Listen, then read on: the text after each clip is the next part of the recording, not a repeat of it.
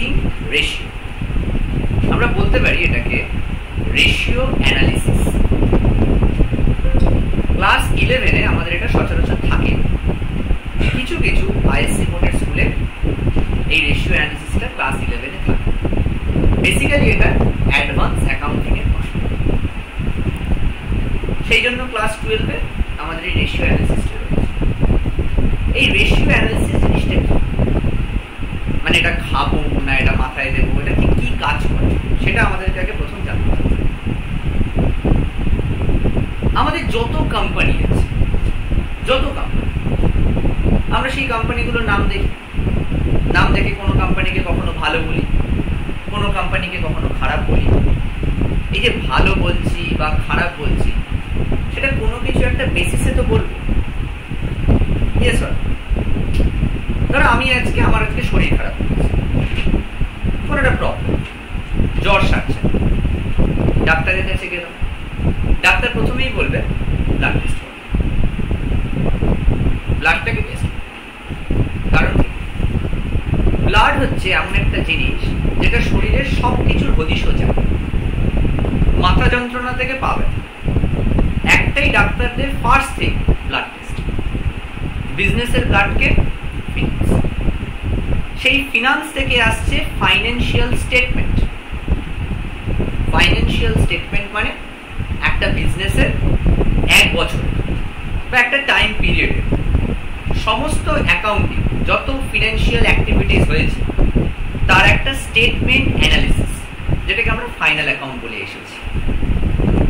সেই financial statement analysis, যখন আমরা ফাইন্যান্সিয়াল স্টেটমেন্টটাকে অ্যানালিসিস করছি, সেই ফাইন্যান্সিয়াল স্টেটমেন্টটাকে অ্যানালিসিস করার জন্য আমাদের কিছু টুলস দরকার হয়। টুলস, তার মধ্যে একটা মোস্ট ইম্পর্টেন্ট টুল হলো এই রেশিও অ্যানালিসিস বা অ্যাকাউন্টিং রেশিওস।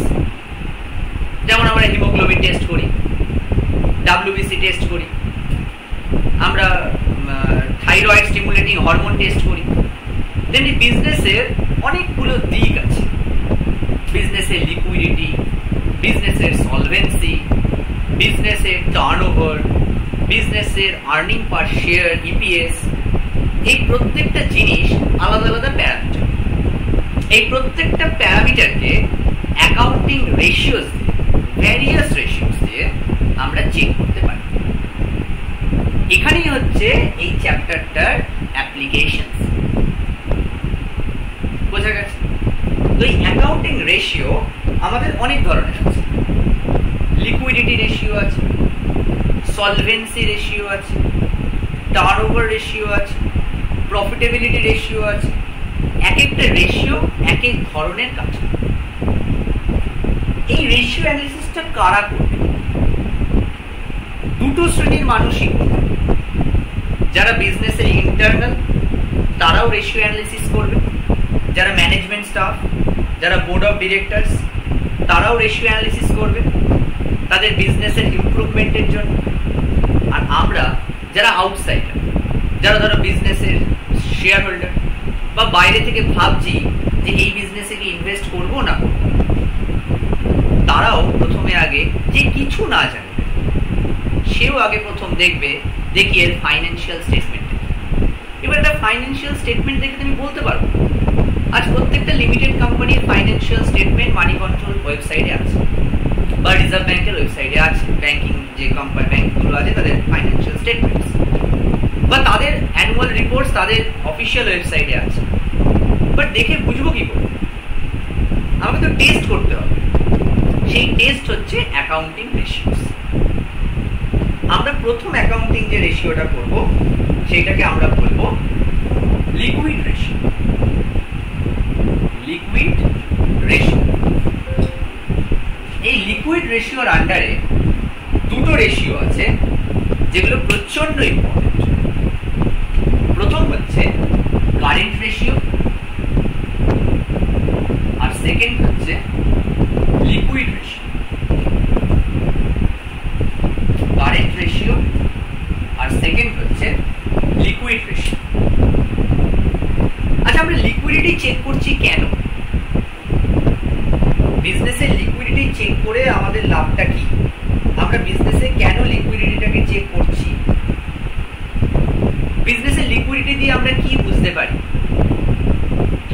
12 তোমাদের ইন ডেপথ বিশাল যাওয়ার দরকার। খালি তোমরা জানো বিজনেসে দু রকমের এক্সপেন্সেস হয়। একটা শর্ট টার্ম এক্সপেন্সেস, যেগুলো ডেইলি মিট আপ করতে হয়, ধরো কর্মীদের মাইনে দেওয়া, ইলেকট্রিসিটি পেমেন্ট করা, ডেইলি এক্সপেন্সেস, রেন্ট পেমেন্ট করা। আর এক ধরনের এক্সপেন্সেস হয় যেটাকে আমরা এক্সপেন্ডিচার বলি, সেটা ক্যাপিটাল এক্সপেন্ডিচার। আমি একটা বড় মেশিন কিনবো, আমি একটা বড় ল্যান্ড কিনবো, বিল্ডিং কিনবো। এই যে যত কারেন্ট এক্সপেন্সেস আমরা মিট আপ করি, বিজনেস তার ডেইলি এক্সপেন্সেস মিট আপ করে, সেটাকে বলা হয় ডেইলি এক্সপেন্সেস। এবং সেইটাকে আমরা জাজ করি যে বিজনেসের লিকুইডিটি কতটা, কোন বিজনেস কতখানি লিকুইড। এই কারেন্ট রেশিও জাজ করতে গেলে আমাদের মেইন দুটো কম্পোনেন্ট হচ্ছে as per formula CA by CL। CA stands for current asset, CL stands for current liability. So what is current asset? যে সকল অ্যাসেট খুব short period, within a accounting period, it may be 1 year, so within 1 year যাকে আমি খুব easily liquid করে ফেলতে পারবো। Example বলো, আমি বলছি খুব ইজি এক্সাম্পল, স্টক, ডেটার, বিয়ার, ক্যাশ।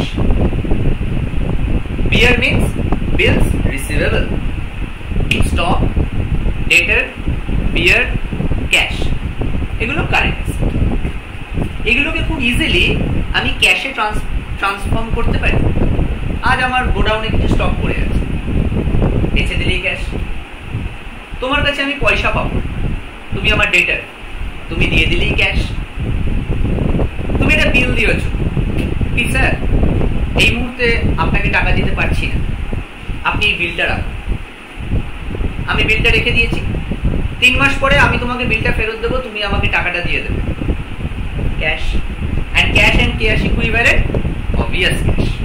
তো এদের লিকুইডিটি খুব হাই, তাই জন্য এরা কারেন্ট অ্যাসেট। কারেন্ট লায়াবিলিটি কারা? বিপি, বিলস payable, creditor, short term loan,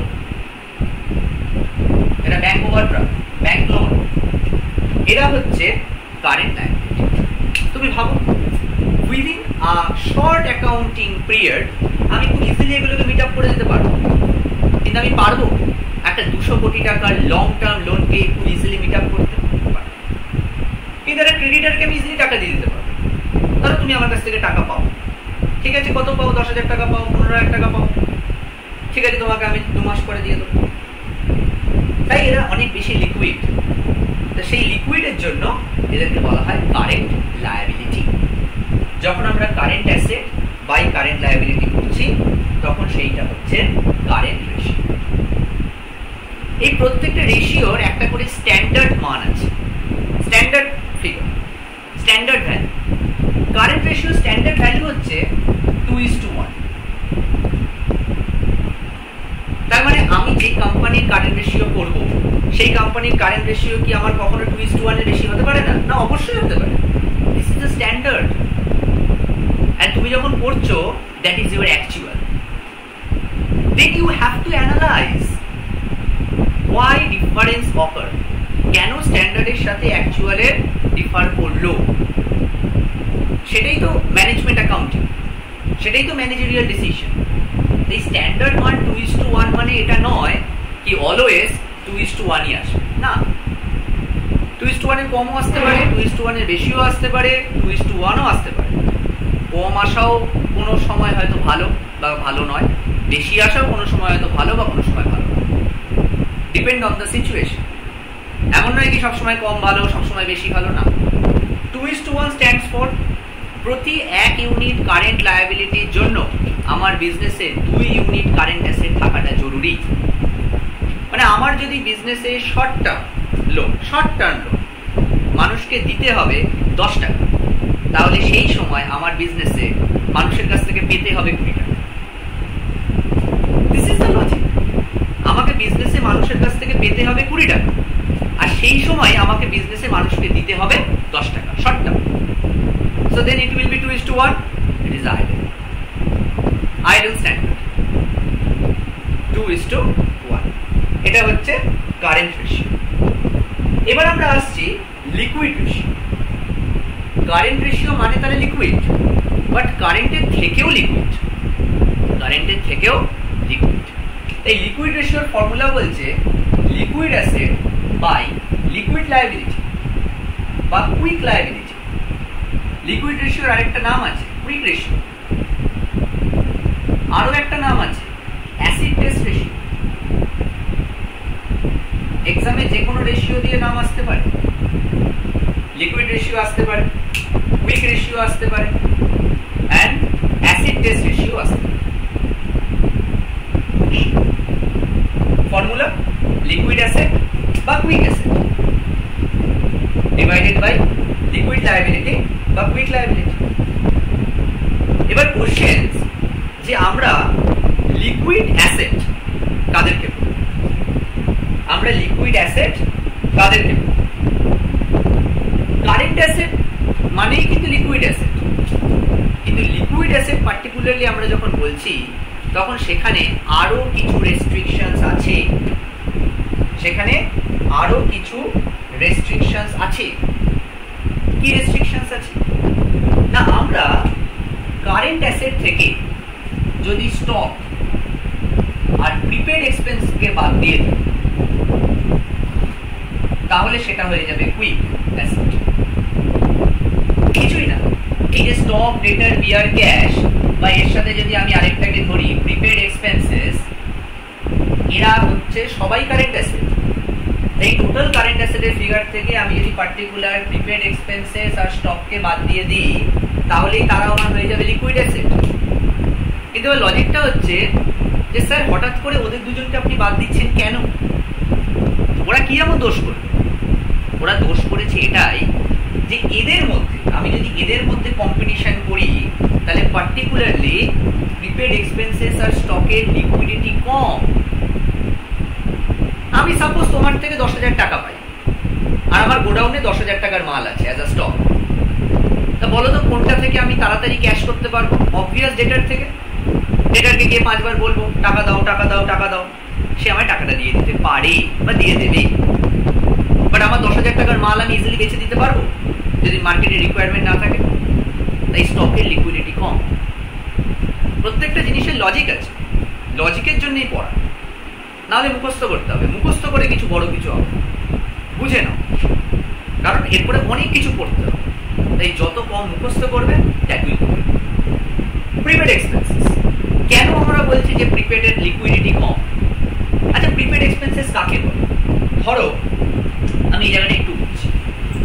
ধরো আজকের ডেট হচ্ছে 6th নয় 7th, আজকের ডেট হচ্ছে 7th মার্চ।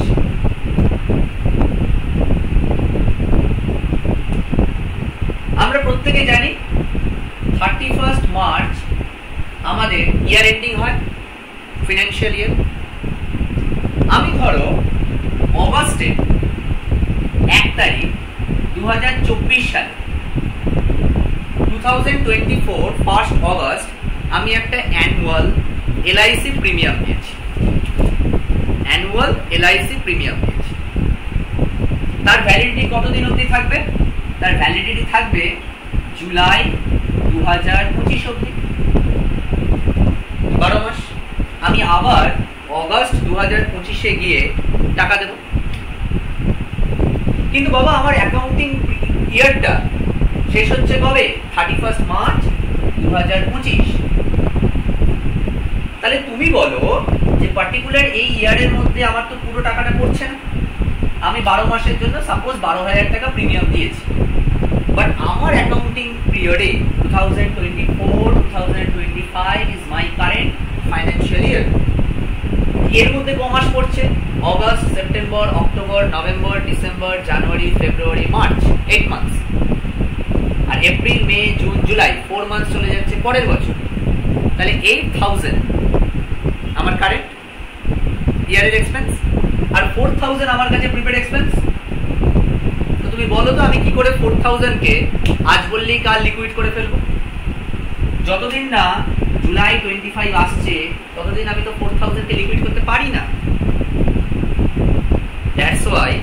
প্রিপেড এক্সপেন্সেস এর liquidity com as compare with beer, as compare with debtor, as compare with cash and cash equivalent.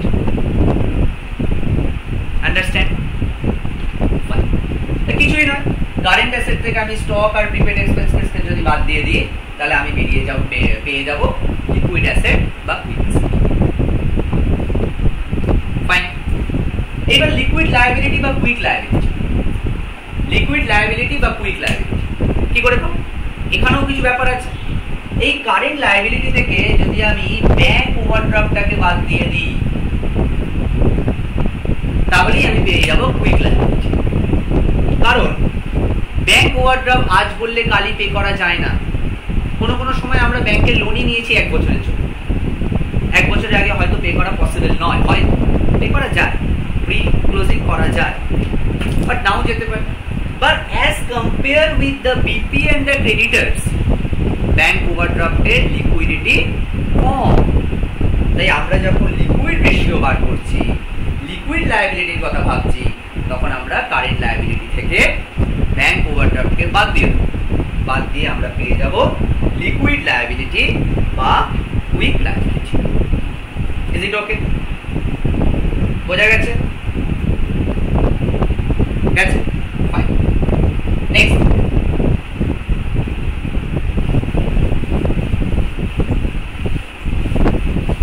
হচ্ছে most important, but তোমাদের class 12 এর জন্য অতটা ইম্পর্টেন্ট, একটু সিনিয়রদের জন্য ইম্পর্টেন্ট, বাট জেনারেল। সেটা কি? Super quick ratio. Super quick ratio কুইকের থেকেও বেশি সুপার কুইক। জাস্ট ফর্মুলাটা জেনারেল শিখছো যখন, জেনারেল। সুপার কুইক রেশিওতে একমাত্র উপরে যাবে ক্যাশ, মানে আরো ছাপছে ব্যাপারটা, আরো সিজনিং করছে। ক্যাশের সাথে যাবে ব্যাংক, আর ব্যাংকের সাথে যাবে মার্কেটেবল সিকিউরিটিজ, শেয়ার। একদম লিকুইড। আগেরটাতে তাও আমি ডেটার্সের লিকুইডিটি কম। আমি আজকে গিয়ে মিস্টার এক্স কে বললাম যে আমি আপনার থেকে 10,000 টাকা পাই, সে কালকে দেবে না, বাট আজকে আমার একটা শেয়ার আছে, কালকে মার্কেট খুলে গেছে। মানে এদের লিকুইডিটি আরো সাংঘাতিক। তাই জন্য কারেন্ট অ্যাসেটের মধ্যে কারা এলো? ক্যাশ এলো, ব্যাংক এলো, আর মার্কেটেবল সিকিউরিটিজ এলো। আর নিচ থেকে কে আসবে? নিচ থেকে কুইক লায়াবিলিটি আসবে। কুইক লায়াবিলিটি আসবে। এটা হয়তো তোমাদের ক্লাস 12 এর বোর্ডস এর জন্য ইম্পর্টেন্ট নয়, বাট জেনে রাখতে হবে। তাহলে সুপার কুইক মানে এদের লিকুইডিটি আরো বেশি as compared with the quick asset, মানে as compared with debtors and as compared with beer। কারণ লিকুইড অ্যাসেটে ডেটার আর বিয়ারটা ছিল, সুপার কুইকে ডেটার আর বিয়ারটাও থাকলো না, ডেটার আর বিয়ারটাও থাকলো না। বোঝা গেল? সবার কাছে ক্লিয়ার? এবার আমাদের একটা question, that is working capital. কোশ্চেনটা কি? Working capital, WORKING, working capital.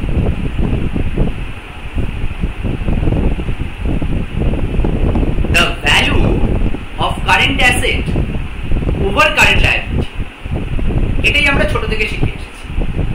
The value of current asset over current liability,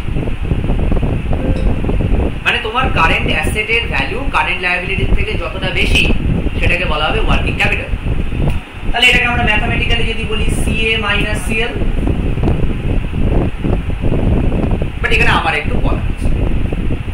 actually এই CA মাইনাস CL টাকে বলা হয় নেট ওয়ার্কিং ক্যাপিটাল।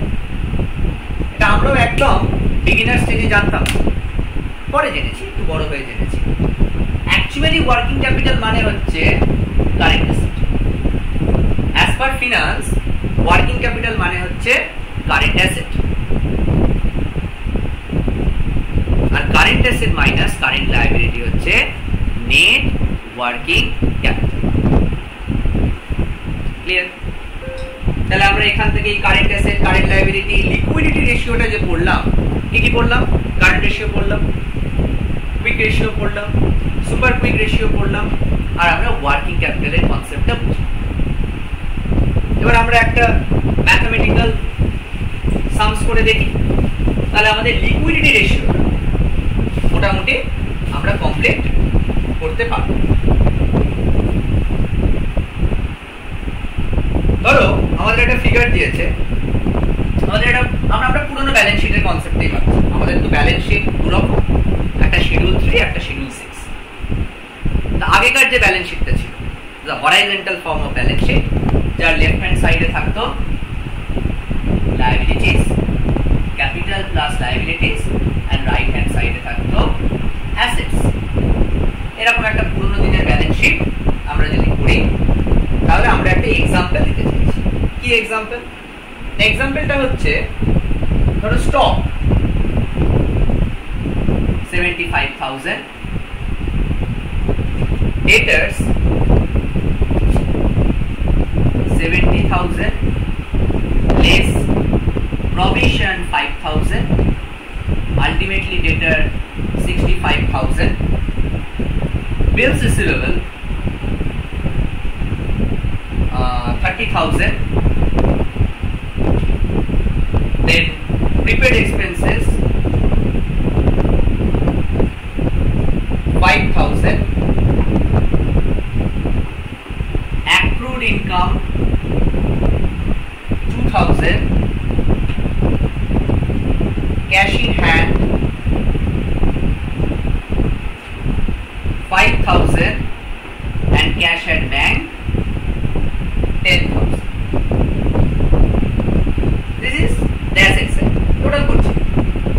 জাস্ট আমরা একটা এক্সাম্পল নিয়েছি, আরবিটারি এক্সাম্পল, সেটা দিয়ে আমরা অঙ্কটা সলভ করার চেষ্টা করি। লায়াবিলিটি সাইডে লিখি সানড্রি ক্রেডিটরস 30,000, bills payable 20,000, and short term loan 10,000. Bills payable 20,000, short term loan 10,000, outstanding expenses 5,000, bank overdraft 20,000.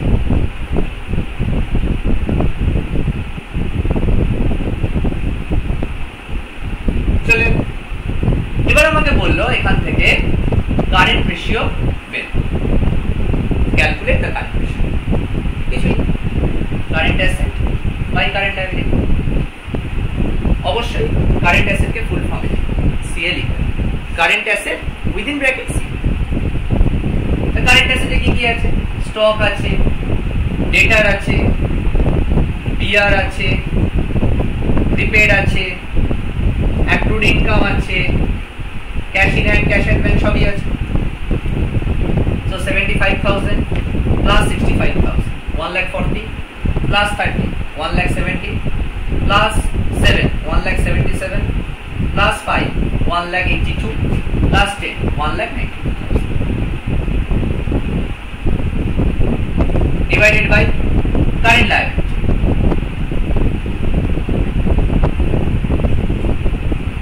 Current liability was a creditor 30,000 plus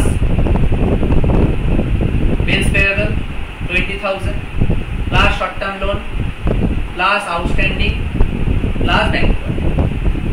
Then 30 plus 20 50 plus 10 60 plus 20 80 plus 5 85,000. So just calculate 1,92,000 divided by 85,000. 2.25. 2.26, you can write 2.26 is to 1. Why 1? Because the denominator is 1. So this is your current ratio. যখন তোমরা উঁচু ক্লাসে উঠবে তখন বলবে এটার উপর comment করে দেখো, তখন তোমাদের বলতে হবে কোম্পানিটা কি সিচুয়েশনে আছে। এখন তোমরা ছোট, তাই তোমাদের কোনো কমেন্ট করতে হবে না। বোঝা গেল? কারেন্ট রেশিও কি করে ক্যালকুলেট করছি? আমরা যদি এখান থেকে কুইক রেশিও ক্যালকুলেট, কিছুই না, কারেন্ট অ্যাসেট কত বেরিয়েছে 1,92,000, তার থেকে কি বাদ দেবে? স্টকটা বাদ দিয়ে দেবে 75,000, আর প্রিপেড এক্সপেন্সেসটা বাদ দেবে 5,000, আর কারেন্ট লায়াবিলিটি বেরিয়েছে 85,000, সেখান থেকে ব্যাংক ওভারড্রাফটটা বাদ দিয়ে দেবে 20,000। তাহলে কুইক অ্যাসেট কত বের হলো? 1,92,000 থেকে 80,000 বাদ দিতে হবে, 1,12,000, আর 85,000 থেকে 20,000 বাদ দিলে 65,000। তাহলে 1,12,000 divided by 65,000, that comes 1.72:1। Idol মান কত জানো? কুইক রেশিওর আইডল মান হচ্ছে 1:1। কুইক রেশিওর আইডল মান 1:1। অ্যাজ পার দ্য আইডল মান দেখো আমাদের কোম্পানি কিন্তু ভালো পজিশনেই আছে। তাহলে আমরা মন থেকে যে এক্সাম্পলটা নিয়েছি, সেই এক্সাম্পলটা যদি একটা কোম্পানির হয়, তাহলে company liquidity is a fine position. Clear? তাহলে আমাদের কমপ্লিটলি সুপার কুইক, আমি বলেছি প্রবলেম ইম্পর্টেন্ট নয়, এই সুপার কুইকের প্রবলেম করতে হবে না, যদি করতে হয় করবে। এখানে শুধু ক্যাশ আছে, এখানে সুপার কুইক করতে হলে ক্যাশ করবে, আর ওদিকে কুইক লায়াবিলিটি নেবে। এই ফার্মের কিন্তু সুপার কুইক রেশিও করে ভালো হবে না, কারণ একটু ভালো করে দেখো, কুইক কিন্তু হচ্ছে 65,000 কুইক আছে, কুইক লায়াবিলিটি, বাট সুপার কুইকের কিন্তু মাত্রই 15,000, বিকজ কোনো মার্কেটেবল সিকিউরিটিজ আমার এক্সপার্ট এক্সাম্পল এখানে নেই। তাহলে কিন্তু সুপার কুইক ফার্মটা নয়, কারণ আমি যদি নিউমারেটরে 15,000 কে দিই, সুপার কুইক রেশিও ক্যালকুলেট করতে গেলে নিউমারেটরে দিলাম 15,000 আর ডিনোমিনেটরে দিলাম 65,000, দেন কিন্তু নিউমারেটর কমে যাবে, লেস দ্যান 1 হয়ে যাবে value. 15,000 divided by 65,000, 0.23, 0.23:1, this not fair. এটা ভালো। তাহলে দেখো একটা বিজনেস, তাহলে এই বিজনেসটা আমি যদি একটা গ্রাফ দিয়ে বলি যে প্রথম হচ্ছে কারেন্ট রেশিও, তারপর হচ্ছে কুইক রেশিও, তারপর হচ্ছে সুপার কুইক, তাহলে এই পজিশন ওকে, এই পজিশন ওকে, বাট এই পজিশন কিন্তু ওকে নয়। এইভাবেই আমরা একটা কোম্পানিকে অ্যানালিসিস করি, একটা কোম্পানির লিকুইডিটি আমরা এইভাবে অ্যানালিসিস করি। এছাড়াও আরো অনেক লিকুইডিটি চেক করতে গেলে আরো অনেক রেশিওস আছে, but this three are important and these three are the basic for your examination purpose. বোঝা গেছে?